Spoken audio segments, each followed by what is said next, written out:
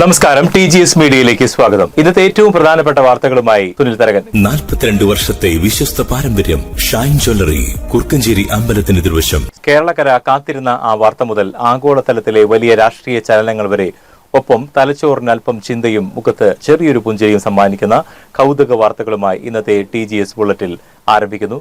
ആദ്യം പ്രധാന വാർത്തകൾ. കാലവർഷം കനക്കാൻ തുടങ്ങി. ഒടുവിൽ കാത്തിരിപ്പ് വിരാമം വിട്ട് കേരളത്തിൽ തെക്ക് പടിഞ്ഞാറൻ മൺസൂൺ എത്തി. 6 ജില്ലകളിൽ ഓറഞ്ച് അലർട്ട്. രാഷ്ട്രീയ കേരളം ഉറ്റുനോക്കിയ കേസ് എക്സാ ലോജിസ്റ്റിക്സ് CRML കേസിൽ ED അന്വേഷണം തുടരാമെന്ന് ഹൈക്കോടതി. നിർണായക നീക്കങ്ങളിലേക്ക് അന്വേഷണ സംഘം. റഷ്യയുടെ ഇന്ത്യൻ സ്നേഹം. ഇന്ത്യ വിശ്വസ്തനായ പങ്കാളിയെന്ന് വ്ളാഡിമിർ പുടിൻ. ഇന്ത്യ റഷ്യ ബന്ധത്തിൽ വിള്ളൽ വീഴ്ത്താൻ പാശ്ചാത്യ രാജ്യങ്ങൾക്ക് കഴിയുകയില്ലെന്ന് പ്രഖ്യാപനം. ലോക പരിസ്ഥിതി ദിനം. ഭൂമി സംരക്ഷണം വെറുമൊരു മുദ്രാവാക്യമല്ല, പുതുതലമുറയ്ക്ക് കരുതലായി ലോകമെമ്പാടും ഇന്ന് പരിസ്ഥിതി ദിനം ആചരിക്കുന്നു. വാർത്തകൾ വിശദമായി. കേരളക്കര കാത്തിരുന്ന ആ വലിയ വാർത്ത തന്നെയാണ് ആദ്യം പങ്കുവയ്ക്കാനുള്ളത്. ഒടുവിൽ പ്രകൃതി കനിഞ്ഞു. തെക്ക് പടിഞ്ഞാറൻ മൺസൂൺ കേരളത്തിൽ ഔദ്യോഗികമായി എത്തിക്കഴിഞ്ഞതായി കാലാവസ്ഥാ നിരീക്ഷണ കേന്ദ്രം സ്ഥിരീകരിച്ചു. സാധാരണയായി ജൂൺ 1 എത്തേണ്ടിയിരുന്ന മഴ അല്പം വൈകിയാണെങ്കിലും ഇനിയുള്ള ദിവസങ്ങളിൽ ശക്തമാകുമെന്നാണ് സൂചന. ഇതിന്റെ ഫലമായി സംസ്ഥാനത്തെ 6 ജില്ലകളിൽ കനത്ത മഴയ്ക്കുള്ള സാധ്യത പ്രവചിച്ചു. Orange alert പ്രഖ്യാപിച്ചിട്ടുമുണ്ട്. ഇടിമിന്നലോടും ശക്തമായ കാറ്റോടും കൂടിയ മഴയ്ക്കാണ് സാധ്യത. കടൽ പ്രക്ഷുബ്ധമാകുവാൻ സാധ്യതയുള്ളതിനാൽ തീരദേശവാസികളും മത്സ്യത്തൊഴിലാളികളും അതീവ ജാഗ്രത പാലിക്കണമെന്ന് ദുരന്ത നിവാരണ അതോറിറ്റി മുന്നറിയിപ്പ് നൽകിയിട്ടുമുണ്ട്. ഡാമുകളിൽ ജലനിരപ്പ് സൂക്ഷ്മമായി നിരീക്ഷിച്ചു വരികയാണ്. മഴക്കാല രോഗങ്ങൾക്കെതിരെ ആരോഗ്യവകുപ്പും ശക്തമായ മുൻകരുതലുകൾ ആരംഭിച്ചു കഴിഞ്ഞു. രാഷ്ട്രീയ കേരളം ഏറെ ഉറ്റുനോക്കിയ എക്സാ ലോജിസ്റ്റിക്സ് CMRL കേസിൽ മുഖ്യമന്ത്രിയുടെ മകൾ വീണ വിജയനും വലിയ തിരിച്ചടി. കേസിൽ എൻഫോഴ്സ്മെന്റ് ഡയറക്ടറേറ്റ് ED അന്വേഷണവുമായി മുന്നോട്ടു പോകാമെന്ന് കേരള ഹൈക്കോടതി വ്യക്തമാക്കി കഴിഞ്ഞു.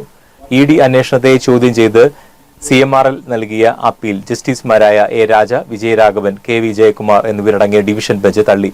സേവനം നൽകാതെ കോടിക്കണക്കിന് രൂപ കൈപ്പറ്റി എന്നതടക്കമുള്ള കള്ളപ്പണം വെളുപ്പിക്കൽ ആരോപണമാണ് കേസിന്റെ ആധാരം.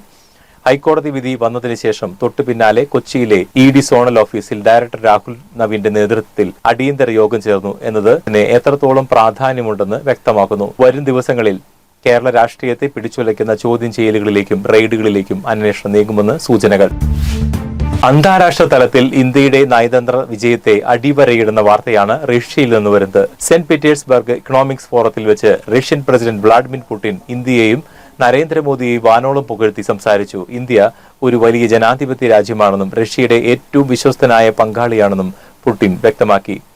ഇന്ത്യയും അമേരിക്കയും തമ്മിലുള്ള ബന്ധം റഷ്യയുമായുള്ള സൗഹൃദത്തെ ബാധിക്കുമോ എന്ന അന്താരാഷ്ട്ര മാധ്യമങ്ങളുടെ ചോദ്യത്തിന് ഇന്ത്യയുടെ ദേശീയ താൽപര്യങ്ങൾക്കനുസരിച്ച് ഏതു രാജ്യവുമായി ബന്ധം സ്ഥാപിക്കുവാനും ഇന്ത്യക്ക് അവകാശമുണ്ട് എന്നായിരുന്നു പുടിന്റെ മറുപടി.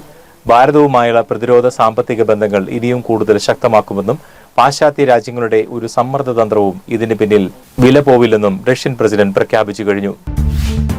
ഇനി ചില രസകരവും ചിന്തിപ്പിക്കുന്നതുമായ വാർത്താശലകങ്ങൾ കൂടി ഉൾപ്പെടുത്തിയിട്ടുണ്ട്. ഇന്ന് ജൂൺ 5, ലോക പരിസ്ഥിതി ദിനം. എല്ലാവരും സോഷ്യൽ മീഡിയയിൽ ഫോട്ടോ ഇടാൻ ഒരു തൈ എങ്കിലും നടന്നൊരു ദിവസം. എന്നാൽ TGS മീഡിയയ്ക്ക് നിങ്ങളോട് ചോദിക്കാനുള്ളത് ഒരു ചെറിയ ചോദ്യമാണ്. കഴിഞ്ഞ വർഷം നമ്മൾ നട്ട ആ തൈ എവിടെയുണ്ട്?